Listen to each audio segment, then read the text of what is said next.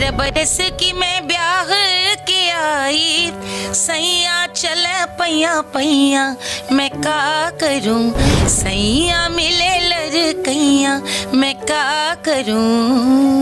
ये नायिका ही कह रही है एक शिकायत के अंदाज में कि मुझको मैं क्या करूं, नादान पति मिला है। ऐसे कालचक्र होता है, जो ऊपर जाता है वो नीचे आता है, नीचे जाता है वो ऊपर आता है, उसकी धारा नहीं रुकती, वो तो आगे बढ़ती जाती है और जो त्याज्य है उसको छोड़ती जाती, किनारों पर फेंकती जाती है। लेकिन लोक संगीत जीवन शैली की चीज है, यानी आप जो हैं वही लोकगीत है। नमस्कार, मैं हूं प्रकृति, आप देख रहे हैं एनबी न्यूज़ गोरखपुर। और आज हमारे साथ एक ऐसा चेहरा जिसको भारतीय लोकगीत की जब बात होती है तो उस बात के होते ही उस चेहरे का सामने आना स्वाभाविक है। हमारे साथ मालिनी अवस्थी जी हैं, भारतीय लोक गायक, पद्मश्री से सम्मानित। और सबसे पहले तो मैम आपसे मेरा पहला सवाल ही है कि उत्तर प्रदेश के कन्नौज से आपका जन्म हुआ और वहाँ से पद्मश्री तक का ये सफ़र, अगर कुछ कम शब्दों में इसको बताना चाहें तो कैसे बताएं? बहुत मुश्किल है इतने सालों का सफ़र शब्दों में बांधना, वो भी अभी इस समय थोड़े से शब्दों में। बस ये समझिए पूरी ज़िंदगी चरैवती के आधार पे रही है। कन्नौज में मेरा जन्म हुआ, मेरी ननिहाल कन्नौज की थी और पिताजी मेरे डॉक्टर थे तो उनका पोस्टिंग होती रहती थी। मिर्ज़ापुर गए, वहाँ से झांसी और गोरखपुर में 8 साल रहे। तो गोरखपुर में मेरा एक शिक्षा दीक्षा हुई और मैं भाग्यवान थी कि जिस समय वास्तव में एक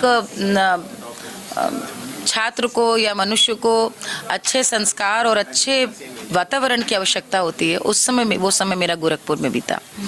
तो यहाँ के बाद फिर लखनऊ आई, भातखंडे में पड़ी, शादी हो गई और विवाह के बाद भी पतिदेव के तबादले होते रहे, तो हर जगह एक जगह से दूसरे जगह। तो एक संगीत साधना करने के लिए जो स्थायित्व की आवश्यकता होती है वो मेरे जीवन में नहीं था।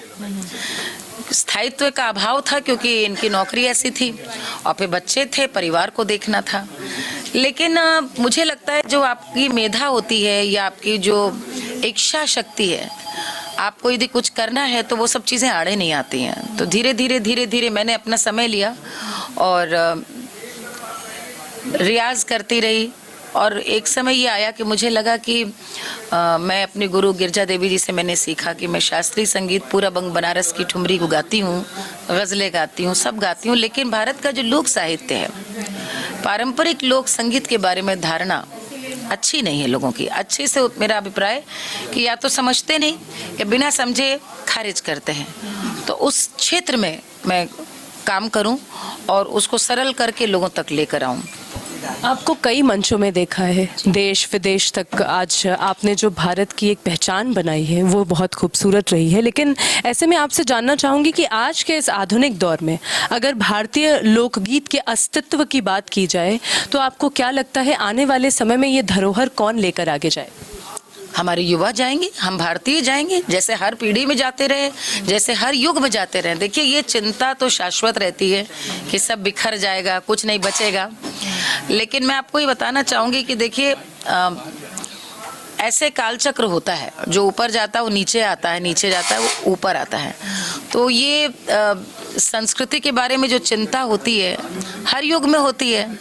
लेकिन जैसे नदी को आप देखते हैं कि वो उसके आसपास उसमें कुछ भी डाल दो, कंकड़ पत्थर कूड़ा करकट, वो सबको समेटती चलती है। जो निकालने लायक है वो जल की धारा, उसकी धारा नहीं रुकती, वो तो आगे बढ़ती जाती है और जो त्याज्य है उसको छोड़ती जाती, किनारों पर फेंकती जाती है, वो पीछे छूटता जाता है। तो ऐसी संगीत की धारा है कि ये जब भी जो भी ट्रेंड्स हैं या जो भी नया वो आता है, जो लेने लायक उसमें से ले भी लेती है संगीत। तो जो आपने कहा कि ये कैसे चलेगा, तो एक बात हम समझें कि बाकी तो विधाएं सीखने वाली है, लेकिन लोक संगीत जीवन शैली की चीज़ है, यानी आप जो हैं वही लोकगीत है। हम यहाँ पर बैठे हमारे यहाँ पे बच्चा होने को है तो हम 2 रात ढोलक बजा के गाने ही गा दें। अब ये आज मंच की बाध्यता है कि उस विधा को पुनर्जीवित देने के लिए हमको उसको मंच पे गाना पड़ता है। तो जो सबसे बड़ा संकट है वो जीवन शैली के परिवर्तन का है कि आज संयुक्त परिवार नहीं है, पिता का रहना बेटी के साथ या अपने बच्चों के साथ संभव नहीं हो पा रहा, पोतों का दादी के साथ रहना संभव नहीं हो रहा, तो ये गीत सीखे कैसे जाएं और इनका मर्म समझ में कैसे आए। यहाँ पे कहीं ना कहीं मुझे लगता है सोशल मीडिया का बहुत आभार इसलिए व्यक्त करना चाहिए कि नए दौर में ये सहायक बना है और बड़ी तादाद में नए युवा हैं जो अब इसको समझना चाहते हैं, भारतीयता पर लौटना चाहते हैं। बहुत खूब आपने बात कही मैम, और चाहूँगी आपका एक गीत अगर हमारे दर्शकों को आप सुना दें, वो कुछ लाइनें उसकी, वो जो आपका गीत है सैया करे लड़कैया मैं का करूँ, वो चाहूँगी कि कुछ पंक्तियाँ आप। अब देखिए जो इन्होंने पंक्ति बोली उससे गाने का अर्थ बदल गया। लड़कैया हमारे यहाँ पे अवध का शब्द है नादान, खेलने वाला, तो सैया करे लड़कैया नहीं, सैया मिले लड़कैया। यही गाने की खूबसूरती है कि नायिका ही कह रही है एक शिकायत के अंदाज में कि मुझको मैं क्या करूं, नादान पति मिला है। 12 बरस की मैं ब्याह के आई, सैया चले पैया पैया मैं का करूं, सैया मिले लड़कैया मैं का करूं। बहुत बहुत धन्यवाद आपका मैम।